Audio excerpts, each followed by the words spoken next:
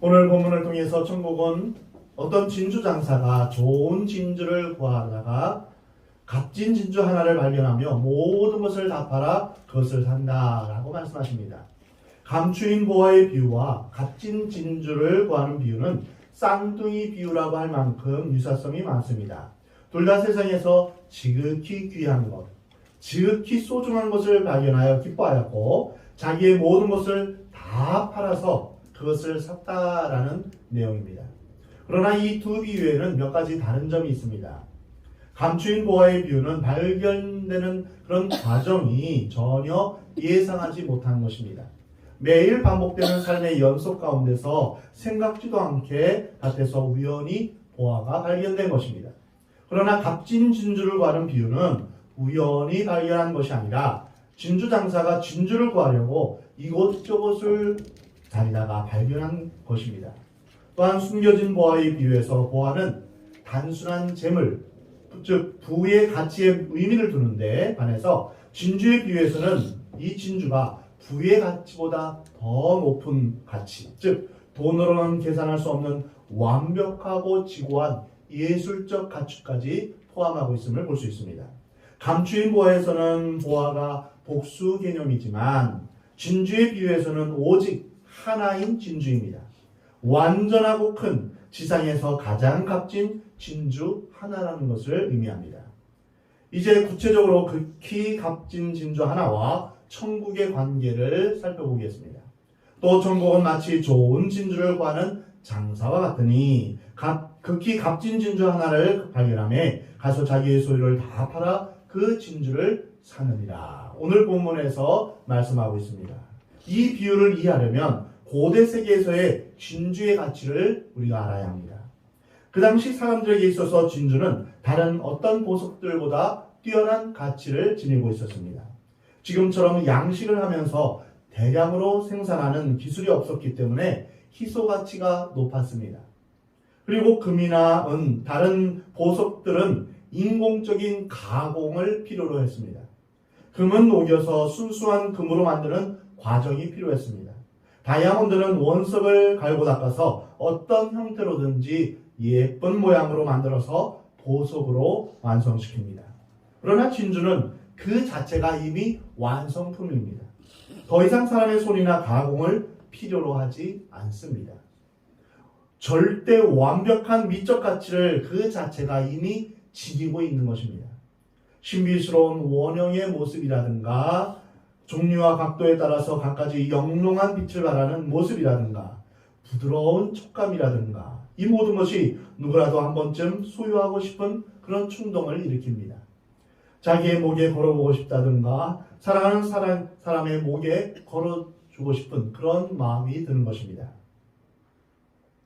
요즘처럼 인공으로 진주를 양식하던 시대가 아닌 그때는 진주를 얻는다는 것이 정말 귀한 일이었습니다. 그 당시 진주가 나는 주요 출산지는 홍해 연안이거나 또는 멀리 영국이었지만 어떤 상인은 뛰어난 아름다움을 가진 진주를 찾기 위해서 세계 시장을 찾아다녔습니다. 당시 사람들은 진주를 단순한 재물 이상의 예술적 가치를 지닌 보석으로 취급했습니다. 진주 장사는 보통 진주를 사고 팔면서 이익을 남기는 사람입니다. 그런데 오늘 본 말씀은 절대적으로 완벽한 진주 하나를 만났을 때 그것을 팔아 이익을 남기려는 것보다 그 진주를 소유하고 싶다 하는 그것에서 강조를 두고 있습니다. 이 세상에 하나밖에 없는 가장 아름다운 진주를 소유했다는 것은 어떤 의미가 있습니까? 첫 번째로 그것을 소유한 사람에게는 비교할 수 없는 기쁨과 만족감을 준다는 것입니다. 미술 수집가가 엄청난 대가를 지불하면서 피카소나 렘브란트의 그림을 소유했다고 한다면 그 사람의 자부심과 만족감은 대단할 것입니다. 세상에서 가장 아름다운 진주를 가진 그 사람에게는 이러한 만족과 행복감, 기쁨이 있는 것입니다. 밭에 감추인 보화를 발견한 농부가 기쁨으로 숨겨두고 돌아왔던 것처럼 값진 진주를 발견한 사람은 상상할 수 없는 환희와 기쁨, 그리고 자기 생애의 큰 목적을 달성했다는 감격이 있는 것입니다. 이것이 바로 천국을 발견한 사람이 가지는 만족감과 황홀감과 자부심이며 설명할 수 없는 엄청난 기쁨입니다. 이것은 천국이 세상에서 가장 아름답다는 것을 우리에게 말씀하십니다. 다른 어디에서도 맛볼 수 없는 평화와 안식을 누리게 되는 것입니다. 천국을 발견하는 순간에 세상을 다 얻는 것 같습니다. 천국을 발견하는 순간에 모든 것은 다 포기해도 좋을 만큼 그 안에 기쁨이 샘솟는 것입니다. 또 하나밖에 없는 진주를 소유했다는 것은 왕이나 왕비의 왕관에 박혀있는 그 진주와 같은 이러한 왕이나 왕비와 같은 신분을 소유했다는 것을 의미합니다. 진주를 발견한 사람처럼 예수 그리스도를 발견한 사람, 천국을 발견한 사람은 하나님의 자녀로서 자신의 소속감과 신분을 분명히 할 수 있습니다. 둘째로 천국은 최고의 가치를 지닌 하나의 값진 진주처럼 그 자체가 완전한 절대적인 가치를 지니고 있다는 것입니다. 앞에 여러 천국 비유에서 천국은 우리에게 완제품으로 주어지는 것이 아니라고 우리가 같이 나누었습니다. 천국은 씨가 뿌려지는 것과 같다. 하나님의 말씀, 천국 말씀이 뿌려져서 30배, 60배, 100배의 열매를 맺는 것입니다. 즉 천국은 성장하고 성숙해 가는 것입니다. 그리고 천국은 겨자씨 비유처럼 지극히 작은 것에서 시작하여 상상할 수 없이 확장되어 간다. 이것을 우리가 배웠습니다. 동시에 천국은 가라지 비유처럼 사탄의 세력과 공존하는 것을 우리가 같이 배웠습니다. 뿐만 아니라 천국은 누룩의 비유처럼 우리 자신이 변화될 뿐 아니라 우리가 살고 있는 주위 환경을, 이 세상을 변화시키는 것임을 우리가 알았습니다. 그러나 값진 진주의 비유에서 천국은 우리에게 있어서는 성장하고 발전하는 것이지만 하나님에게 있어서는 이미 완성된 것임을 우리에게 말씀하고 있습니다. 하나님에게 있어서 천국은 더 이상 발전될 것이 없는 완전한 것입니다. 그러므로 우리 안에 시작되고 이루어진 그 천국은 하나님 나라가 이미 이루어질 그때까지 우리가 자라갈 것입니다. 그리스도와 함께 성숙하며 확장되며 기적을 일으킵니다. 그러나 이 유신이 끝날 때, 우리가 세상을 떠날 때 우리는 완전한 주님의 나라에 거하게 될 것입니다. 그처럼 완벽한 하나님 나라인 천국이 있음을 우리는 보게 될 것입니다. 요한복음 14장에 내 아버지 집에 거할 곳이 많도다. 그렇지 않으면 너희에게 일렀으리라. 내가 너희를 위하여 거처를 예배하러 가노니 가서 너희를 위하여 거처를 예배하면 내가 다시 와서 너희를 내게로 영접하여 나 있는 곳에 너희도 있게 하리라. 이 말씀을 보면 분명히 천국은 있습니다. 완전한 하나님의 나라가 있습니다. 그러나 우리에게 있어서 이 천국은 성장하고 성숙하며 발전하는 것입니다. 세 번째로 천국을 소유하는 방법에 대해서 오늘 본문을 통해서 배우게 됩니다. 밭에 감추인 보화의 비유처럼 천국은 기대하지 않았는데 우연히 발견되는 경우도 있습니다.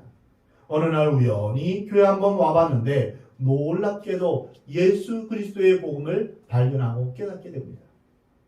그는 고생 없이 주님을 만난 것입니다.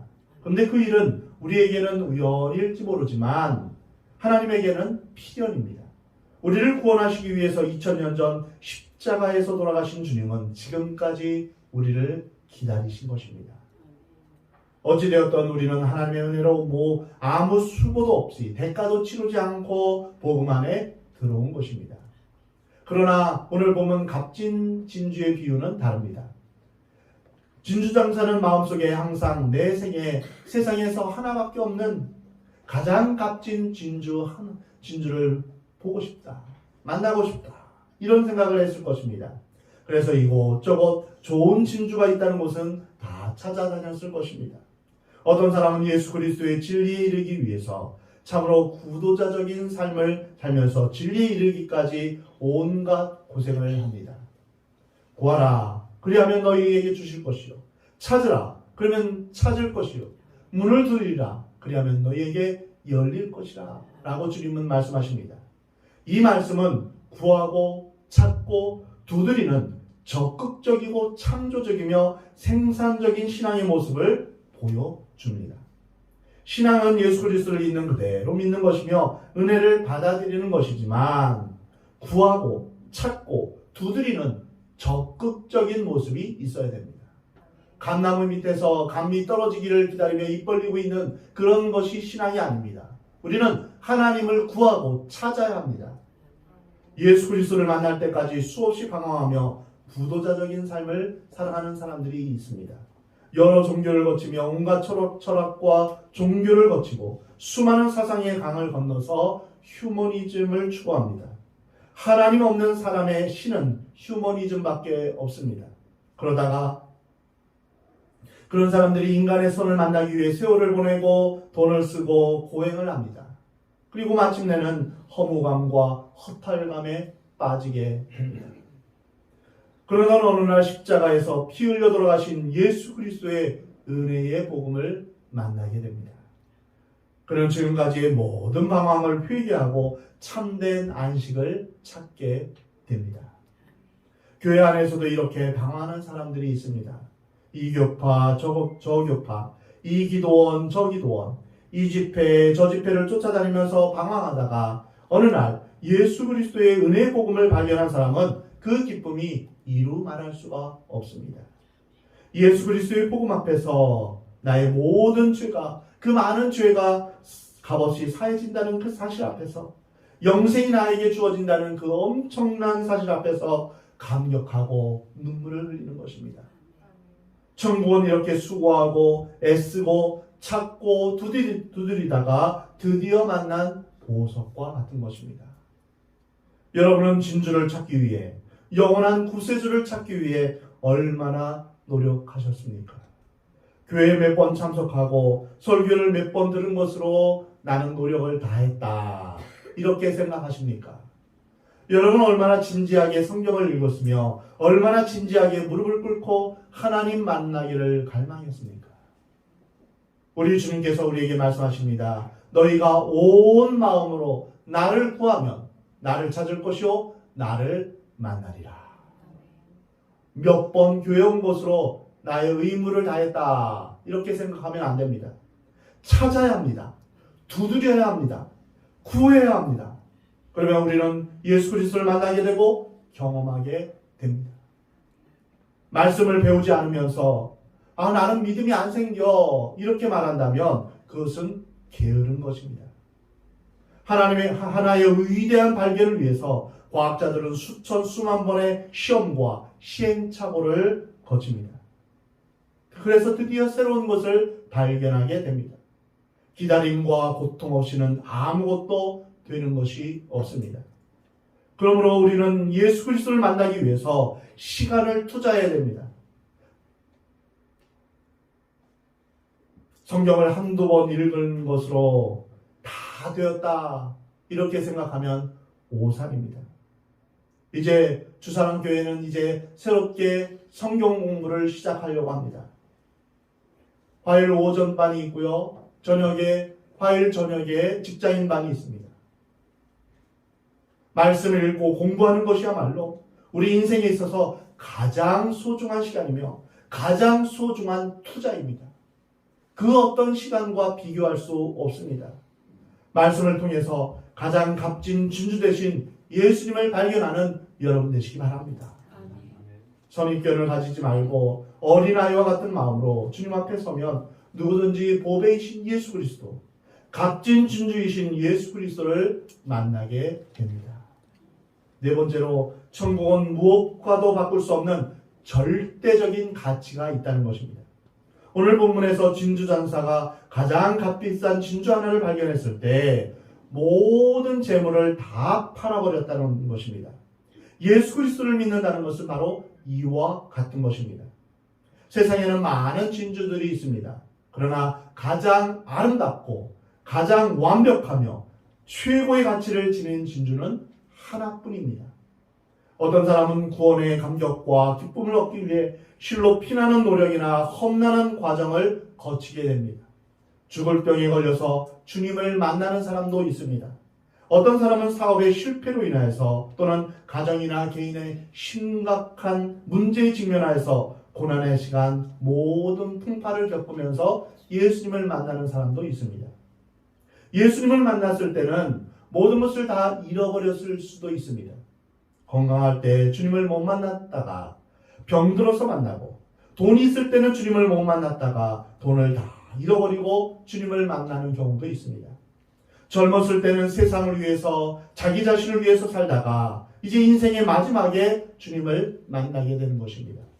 그렇지만 우리가 어떤 대가를 치르고 이 자리에 왔든지 간에 천국이 우리에게 발견되었다면, 예수 그리스도가 우리에게 발견되었다면 그것은 어떤 고생도 어떤 대가도 다 보상하고 나눈 것입니다. 내 생명을 다 바쳐서라도 얻어야 할 가치가 바로 예수 그리스도이십니다. 아멘. 인생에 있어서 가장 처참하고 불행한 것은 예수님을 못 만난 것입니다. 반면에 우리가 죽을 고생을 했다 할지라도 예수님을 만나는 것은 가장 값진 것입니다. 우리가 다 잃어버렸다고 생각하는 것은 결코 잃어버린 것이 아닙니다. 우리가 포기한 것은 결코 포기한 것이 아닙니다.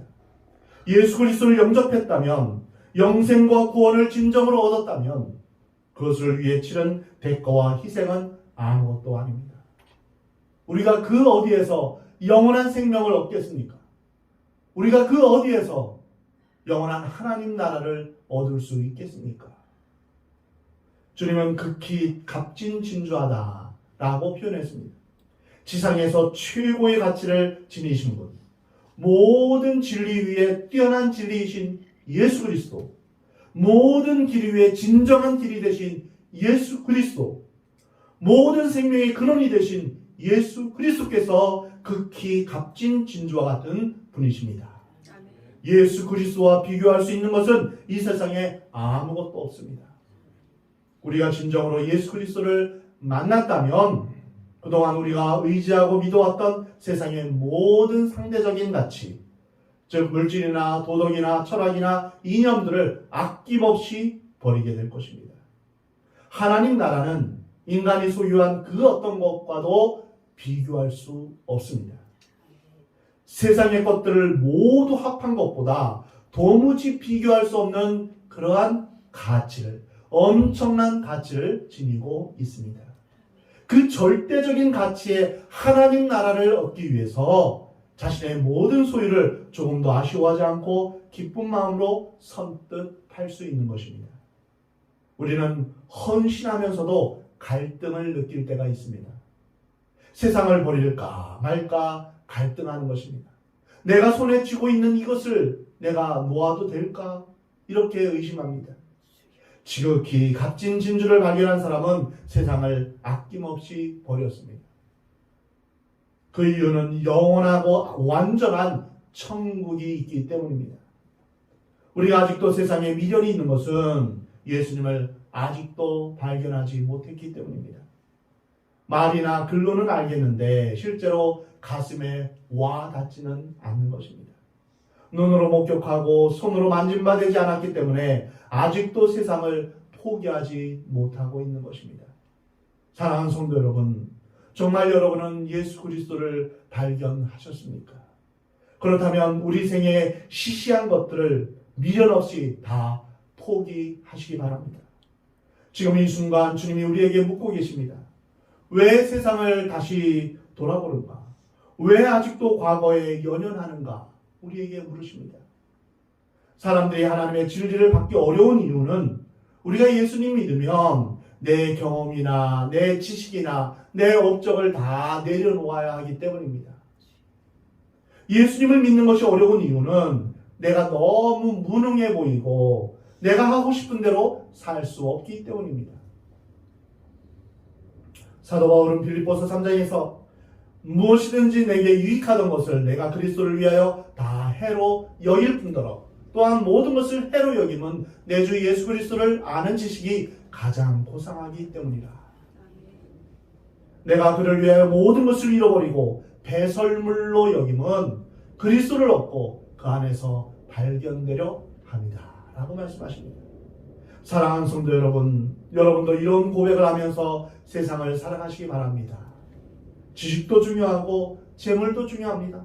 명예도 중요하고 성공도 중요합니다. 그러나 이것은 예수 그리스도와 바꿀 수 없습니다. 귀중하게 생각하는 모든 상대적인 가치를 바울처럼 포기하는 은혜가 있기를 주의 이름으로 축원합니다.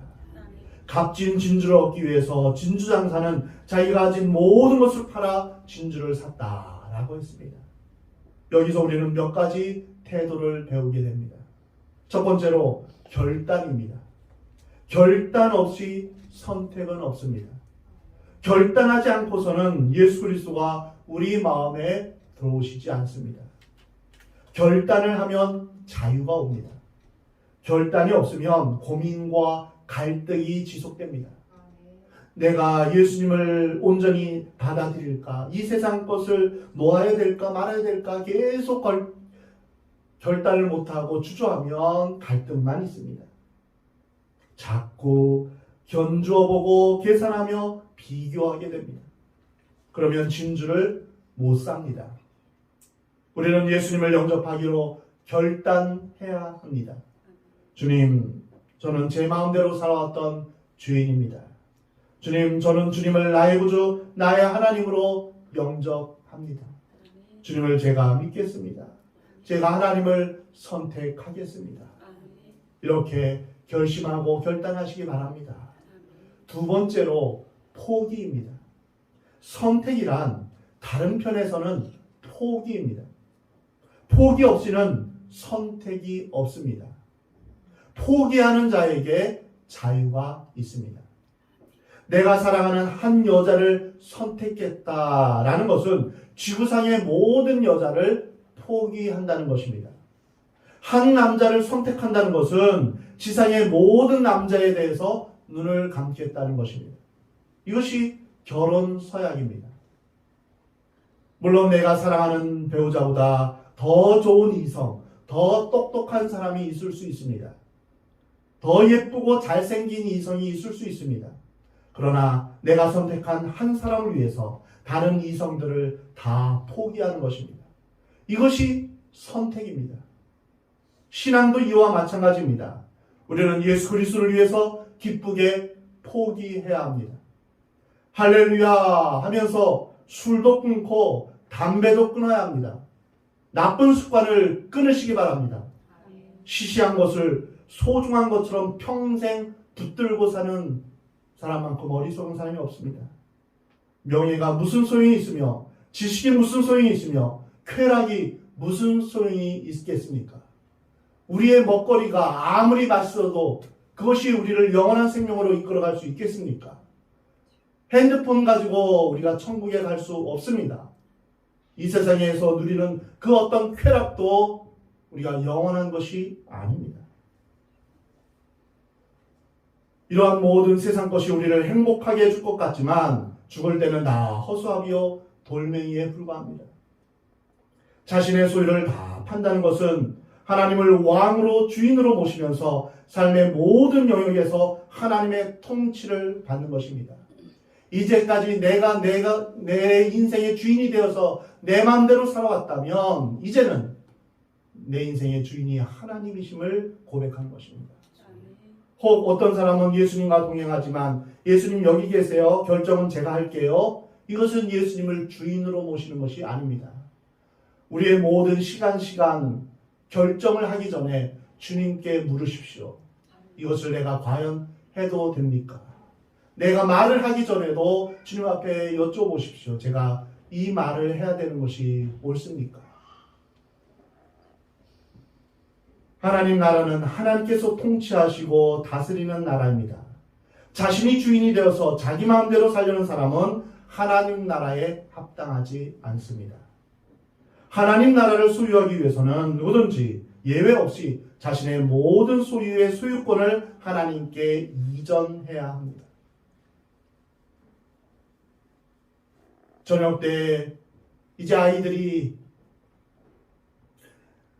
흙장난을 하면서 소꿉장난을 하면서 이제 밖에서 놀고 있습니다. 얘야 이제 들어와라 밥 먹어야지. 하고 부모님이 부를 때 네 엄마 하고 들어오면서 흙이며 장난감이며 그리고 자갈이며 낙엽이며 손에 잔뜩 움켜쥐고 그 더러운 것들을 움켜쥐고 집에 들어오려고 합니다. 그럴 때 엄마 아빠가 뭐라고 하실까요? 그것은 다 놓고 오라.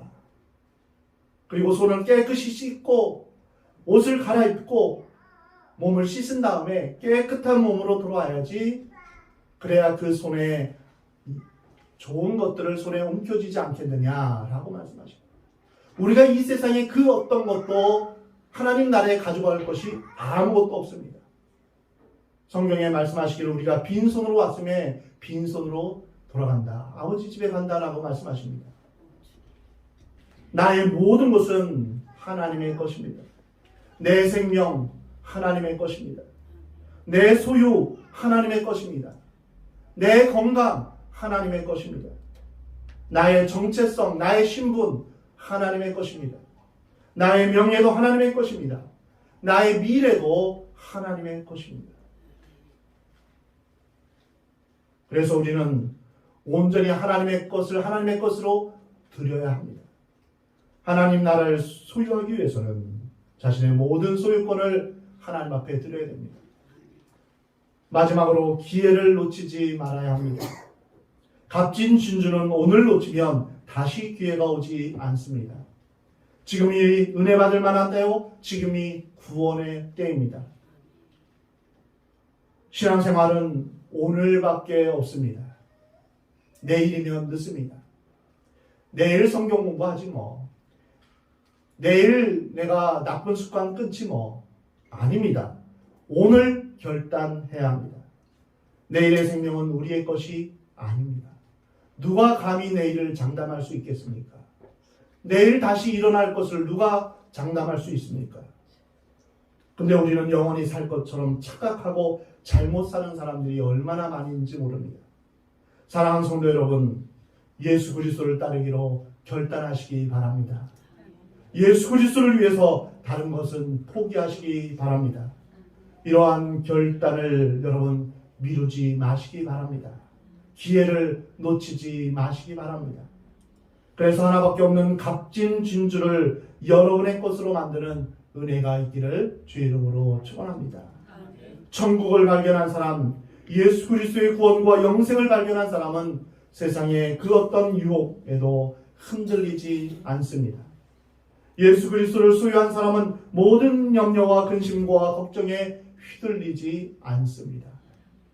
천국을 소유한 사람은 위로부터 내려오는 하나님의 능력을 무한히 공급받습니다.